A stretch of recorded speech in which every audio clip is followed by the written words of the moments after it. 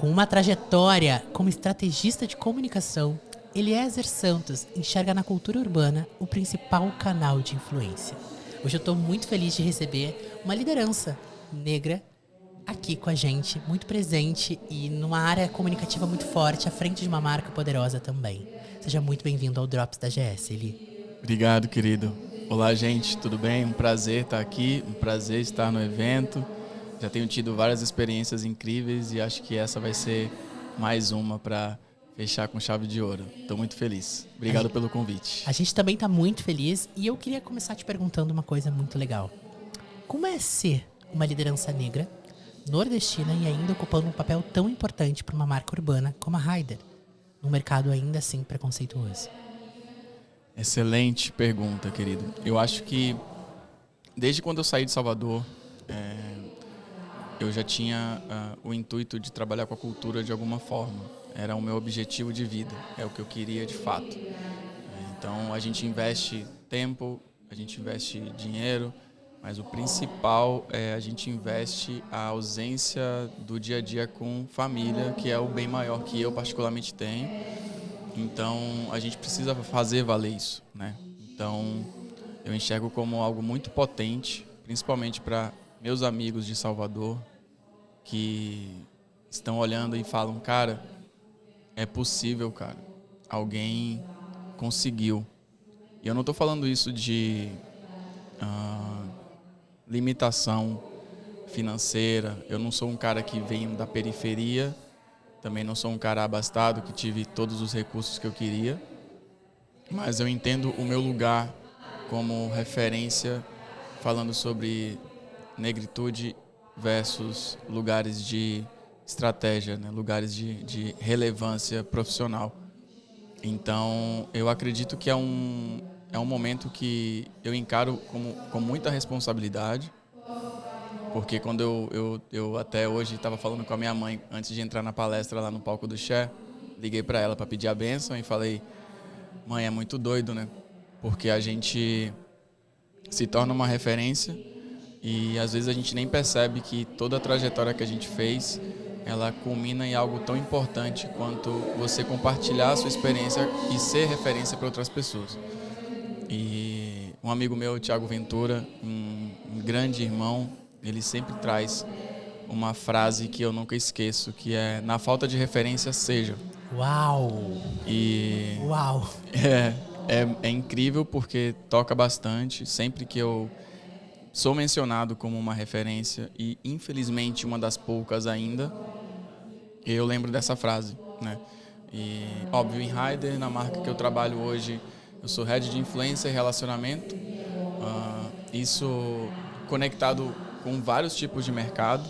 Obviamente que a minha linha de pesquisa e a minha vivência cultural urbana contribuem diretamente e positivamente para a marca, até porque a cultura urbana ela é o principal driver de influência de Raider dos últimos 8 anos. A marca passou por um reposicionamento em 2016. Eles entenderam que a cultura urbana, de fato, seria esse alicerce, né, de conexão com pessoas, principalmente com a geração Z.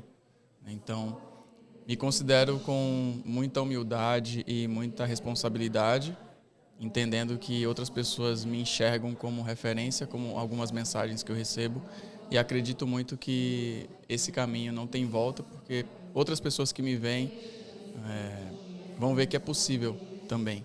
Então, acho que é bem especial, de verdade. Que máximo ouvir isso. E já que a gente tá falando sobre influência, o que tu diria para quem tá começando no mercado de influência hoje? O que essa pessoa precisa saber? Bom, olhando pelo lado do creator / influenciador, falar com verdade e não querer atropelar processos.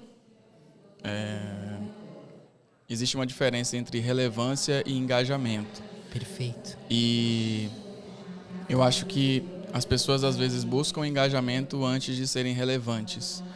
Isso afasta mais do que aproxima. Isso aproxima o influenciador de outras pessoas, mas isso não aproxima influenciador de marca. Minha visão. Porque as marcas que trabalham com verdade, elas vão procurar verdade. Então, eu acredito que, olhando pelo lado de quem é creator, influenciador, diria isso.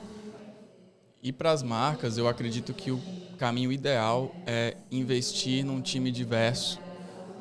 Não digo nem diverso no sentido, cara, preciso ter um departamento de influência com 5 pessoas. Porque cada pessoa vai falar de uma forma diferente, vai pensar de uma forma diferente, vai ter um background diferente. Legal, mas o que eu quero dizer é, às vezes a sua empresa é pequena, tem 10 funcionários. Quantas vivências diferentes tem desses 10? Às vezes não tem nenhuma diferença entre os 10. Todos vieram da mesma faculdade, todos vieram da mesma rua, enfim. Então eu acho que para o trabalho de influência funcionar, ele precisa ser diverso. Obviamente, como vários outros, mas eu acho que na influência, quando você comunica para as pessoas e você tem um perfil muito específico apenas, você vai estar limitando também o acesso e o alcance da sua empresa, obviamente, né? Então, eu tenho uma vivência cultural de rua junto com os estudos, que foi algo que trouxe uma grande diferença na minha vida. Minha mãe é professora e sempre trouxe isso como um ponto-chave, né, para minha trajetória. Falou, cara, estuda. E aí eu ia lá, às vezes queria andar de skate, e ela pegava, escondia meu skate. Eu tinha que estudar. Minha irmã me ensinava. Me ensinou a falar. Eu era gago, inclusive, quando era criança. Olha só. Juro. E nem parece. Minha irmã, ela é incrível. Uma pessoa, talvez uma das mais inteligentes que eu conheço na minha vida. Então eu acho que investir na diversidade do time, entender que você precisa ter alguém que é relevante e aprofundado naquele nicho que você quer trabalhar. Legal. Tem o Eliezer, que é super conectado com a cultura urbana, conhece muitos artistas, navega por esse mar aí de uma forma super orgânica e genuína. Então ele é um cara que pode assumir essa posição. Massa. Mas ele também conhece, sabe como se relacionar com pessoas. Isso é legal. Mas, ao mesmo tempo, a gente tem um time de pessoas internamente que tem visões diferentes. E, apesar de eu ser o head de influência, mas a gente entende que cada um tem seu poder internamente e a gente se ouve muito, né? E eu acho que isso é fundamental. Você tem um time diverso que, por mais que você tenha alguém que é especialista em uma área, mas você consegue ter trocas com outras pessoas do time a ponto de agregar no trabalho dessa pessoa. E você comentou sobre o fato de uma marca hoje buscar esse influencer, né, esse comunicador de uma forma mais específica quando ele fala com a verdade, quando ele se posiciona, né, com essa identidade. Essa foi a dica que você deu para quem está começando.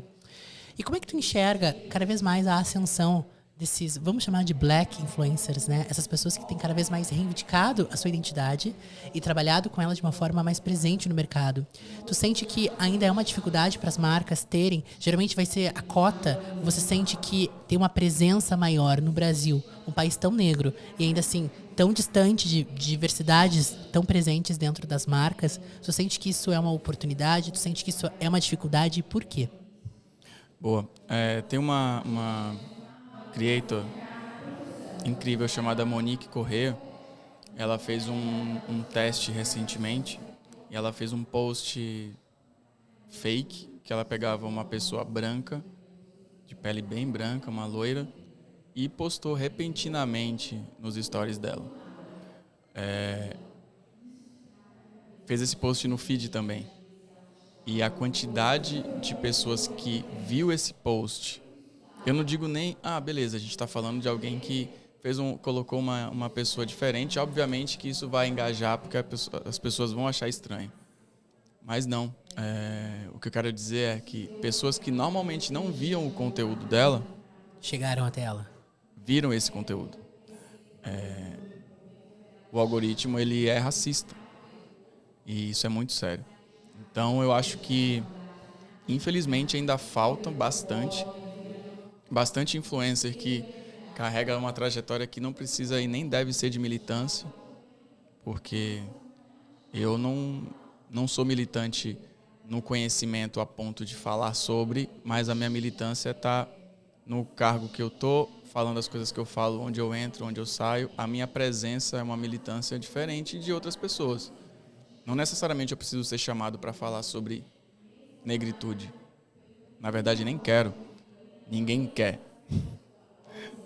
Porque, obviamente, você não vai chamar alguém que sofreu algum tipo de situação catastrófica na vida para falar sobre esse assunto.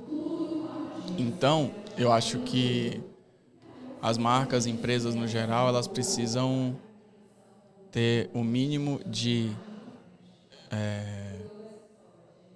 como é que eu posso dizer? O mínimo de respeito com a sociedade, a ponto de entender, cara, eu preciso reparar isso de alguma forma. Ah, vou ter um tema sobre culinária. Porra, vou chamar a chefe Lili Almeida. Ninguém precisa ninguém precisa ver que alguém é branco para estar falando de alguma coisa, ninguém precisa ver que alguém é preto para estar falando de alguma coisa. Principalmente quando não é um tema sobre racismo. Então, quando eu vejo casos como, né, estou puxando um influenciador para falar sobre racismo. Não precisa. Conheço cientistas incríveis, pessoas de tecnologia, influenciadores de diversas áreas, que são negras e que não gostariam de falar sobre esse tema do racismo em si, mas a presença delas é uma militância forte. Então, eu acho que as empresas precisam ter vergonha na cara, respeito pelas pessoas e ter o mínimo de bom senso. Então, para entender que a diversidade é algo que não precisa nem ser falado, ela só precisa acontecer. Incrível. Se você ainda não segue o Eliezer Santos dentro das redes sociais, a gente quer te convidar nesse instante a estar acompanhando o trabalho dele, acompanhá-lo também para saber mais sobre o posicionamento tanto da marca que ele atua hoje, como de todos os trabalhos que ele já fez. Pra gente fechar, Eli, eu queria te perguntar assim, o que tu gostaria de ter ouvido quando começou na tua vida profissional? Nossa, excelente pergunta.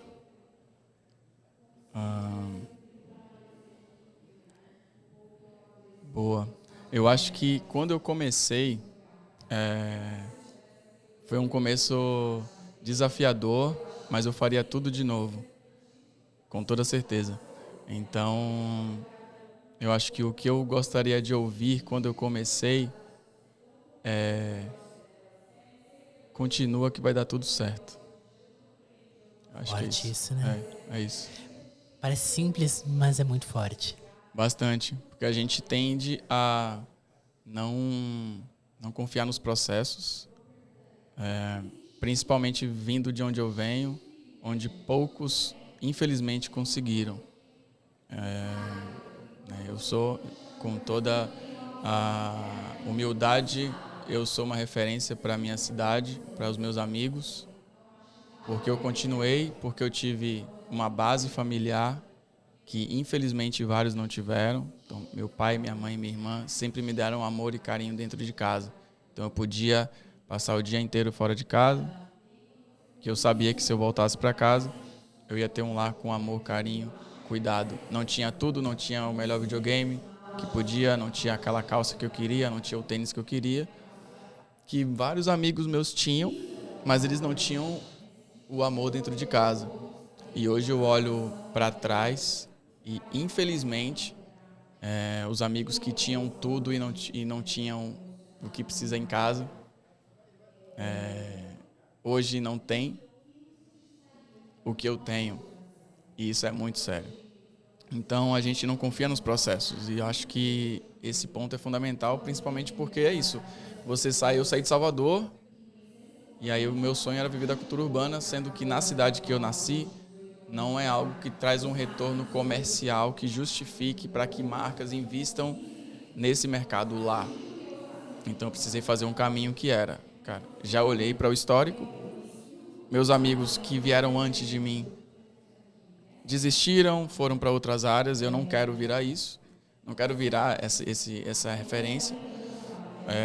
Então eu vou sair. Me formei, investi meu tempo, dedicação, vim para o Rio Grande do Sul, morei em Novo Hamburgo 1 ano, imagina sair de Salvador e se mudar para Novo Hamburgo. De Novo Hamburgo fui para Porto Alegre, fiquei mais 7, Nossa. Sim. E aí fui para São Paulo, né? Minha meta era ir para São Paulo primeiro e ficar lá. Mas eu sabia que com a trajetória curta e pequena que eu ainda tinha, eu precisava construir uma história um pouco mais relevante. E eu percebi no Rio Grande do Sul uma entrada para isso acontecer. Então, isso fez uma grande diferença na estratégia de meu desenvolvimento profissional e pessoal. Porque toda a minha vida profissional, pós-faculdade, foi desenvolvida no Rio Grande do Sul e aprimorada em São Paulo. Então, me tornou um profissional um pouco mais completo, e sabendo que, né, a diversidade ali de regiões que eu morei me trouxeram aprendizados bem distintos. Que incrível saber mais a tua história e que incrível poder compartilhar isso com muitos de vocês. Eli, eu estou muito feliz de ter estado aqui contigo. Muito obrigado pela tua presença. Eu quero agradecer a presença de vocês aqui conosco e lembrá-los que a Gramado Summit continua. Se você não está no evento, perdeu o evento, continua nos acompanhando aqui no Drops da GS. Esse programa é pensado para você ter acesso a vários palestrantes que estão passando pelo nosso evento. Eu me chamo Matheus Vecchio e foi uma alegria imensa estar com todos vocês. Obrigado, Matheus. Obrigado.